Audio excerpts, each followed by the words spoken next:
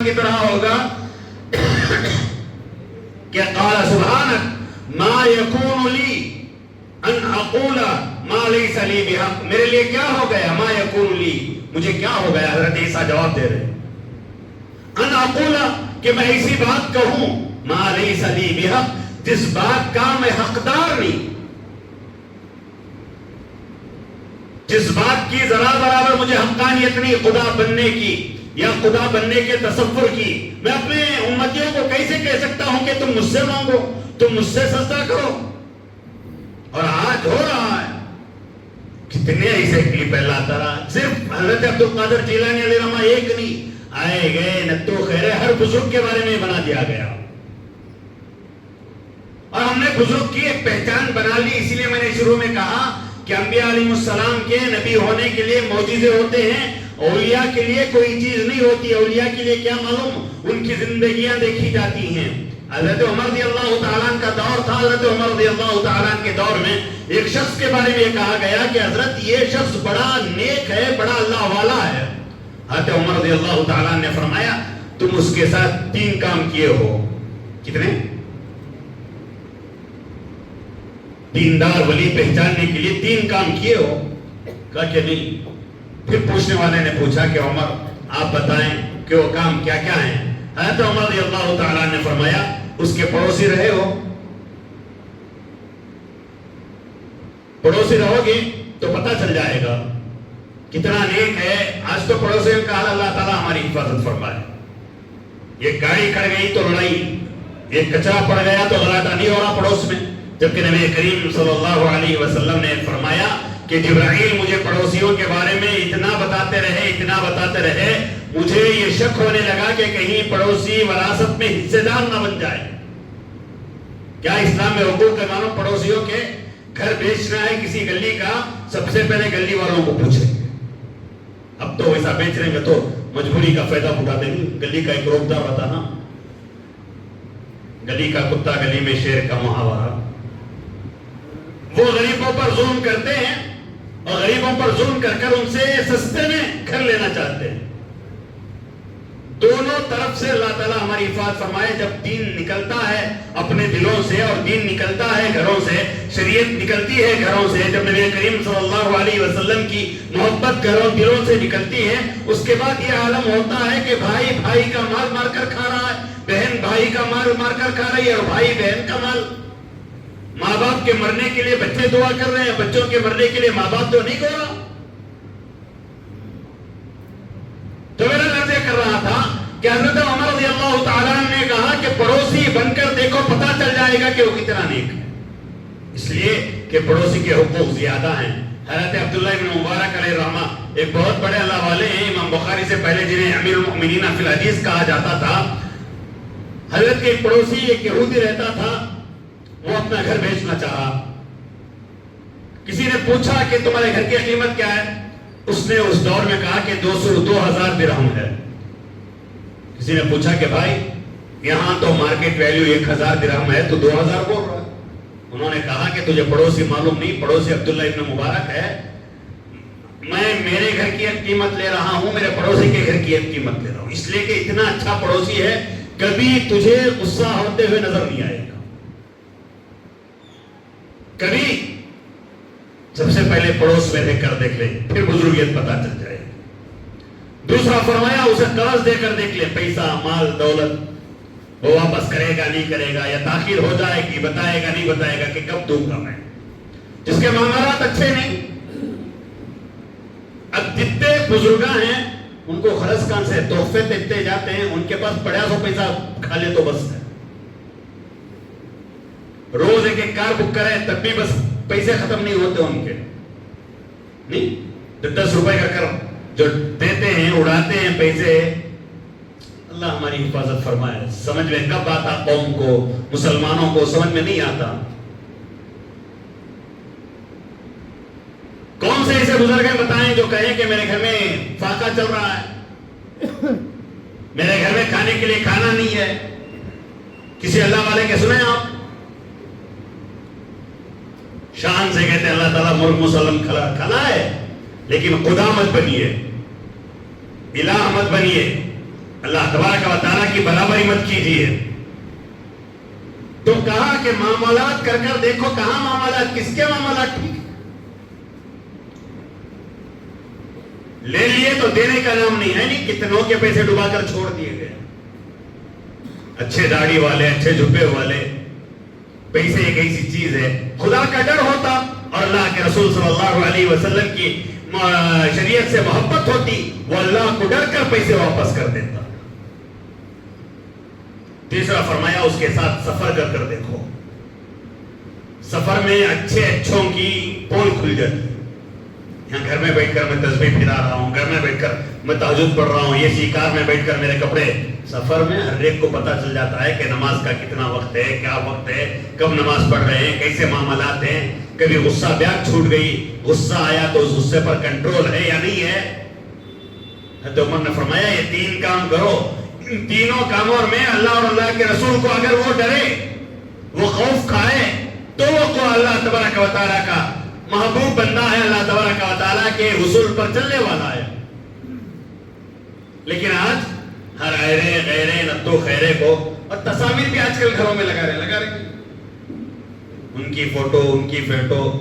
میں پوچھتا ہوں فوٹو لگانا اگر واقعی عبادت ہوتی تو مجھے بتائیں کس کی فوٹو سب سے افضل؟ نبی کریم صلی اللہ علیہ وسلم کی نہیں. اور آپ جتنا اپنے ولیوں کو چاہتے ہیں, خدا کی قسم کھا کر کہتا ہوں, آپ جیسے کروڑوں بن جائیں, حضرت ابوبکر کے دھول کو بھی نہیں پہنچ سکتے جتنا ابوبکر اللہ کے نبی کو چاہتے تھے. حضرت ابوبکر تصویر لگا نہیں سکتے تھے اپنے گھر میں, حضرت عمر تصویر نہیں لگا سکتے تھے. ہار ڈال کر پیر حضرت پیر بھی نہیں, منگل میں نہیں, اٹھا کر قبرستان میں ڈال کر چھوڑو ان لوگوں کو. یہ تمہارے دین کو دھوکہ دے رہے ہیں, یہ شیطان ہے, یہ تمہارے ایمان کو برباد کر کر چھوڑیں گے. قیامت میں منہ دکھانے کے لائق نہیں رہو گے نبی علیہ السلام کو. قیامت میں اللہ تبارک و تعالیٰ کے سامنے کھڑے ہونے کے لائق نہیں رہو گے, جواب نہیں کر سکو گے تم اللہ تبارک و تعالیٰ.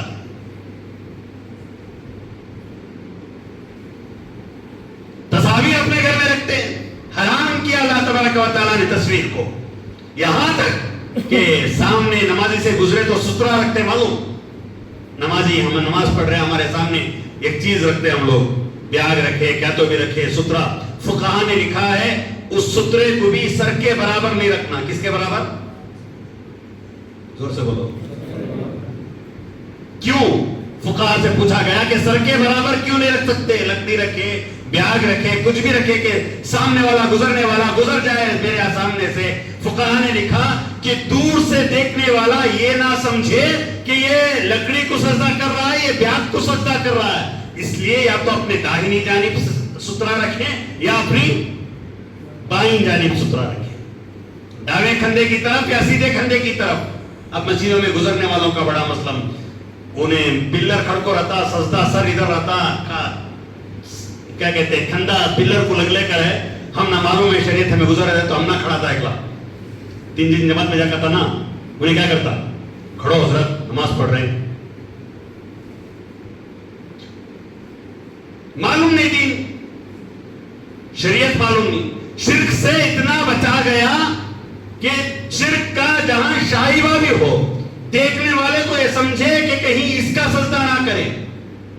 اسی لیے فقہاء نے یہاں تک لکھا کہ مسجد کے سامنے کی دیوار میں کوئی چیز نہیں ہونا چاہیے, اس لیے کہ دور سے دیکھنے والا یہ نہ سمجھے کہ یہ اس لفظ کا سجدہ کر رہے.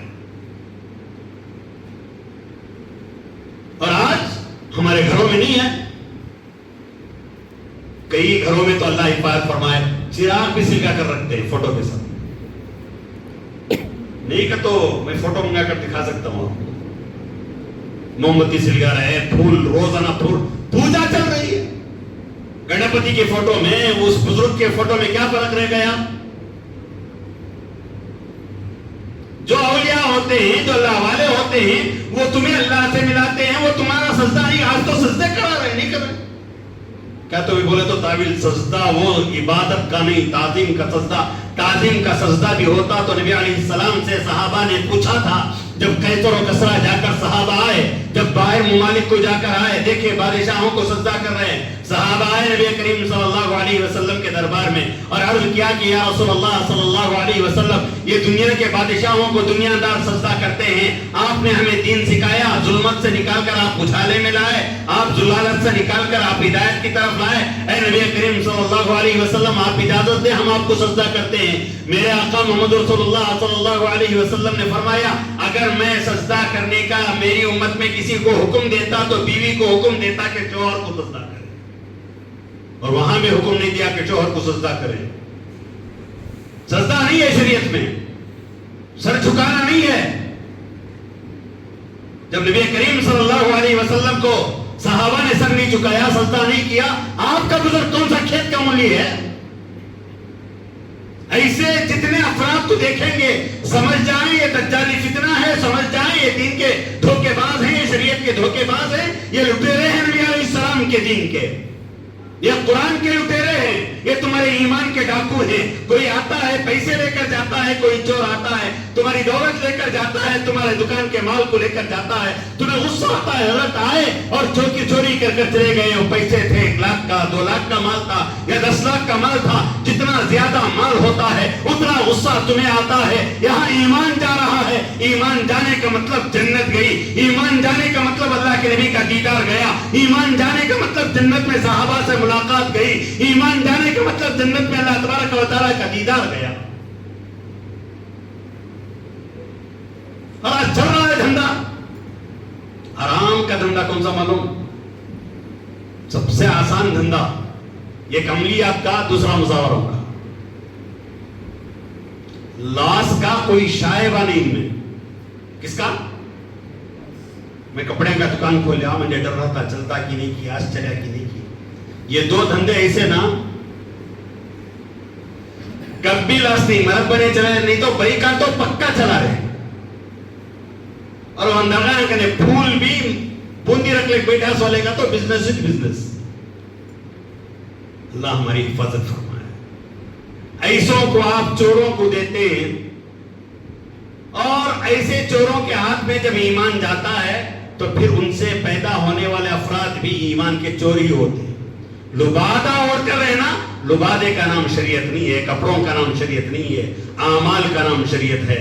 اسلام ہے نا، تمہارے زبان سے چھلکتا ہے، تمہارے آنکھوں سے چھلکتا ہے، تمہارے کانوں سے معلوم ہوتا ہے، تمہارے ہاتھوں سے معلوم ہوتا ہے۔ تم جب کوئی کام کرتے ہو تو تم کہہ دیتے ہو کہ نہیں یہ شریعت میں پسند نہیں ہے، نبی علیہ السلام کو پسند نہیں ہے، میں نہیں کروں گا، اور بیٹھ کر سجدہ کر رہے اور بھائی کا میت کر رہے، نہیں کر رہے۔ کیا تو حضرت ولی حضرت کون چور ہے؟ کس ڈاکو کو آپ نے ولی بنا لیا؟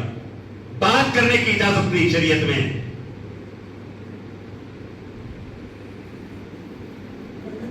آمنے سامنے بیٹھنے کی اجازت نہیں شریعت میں۔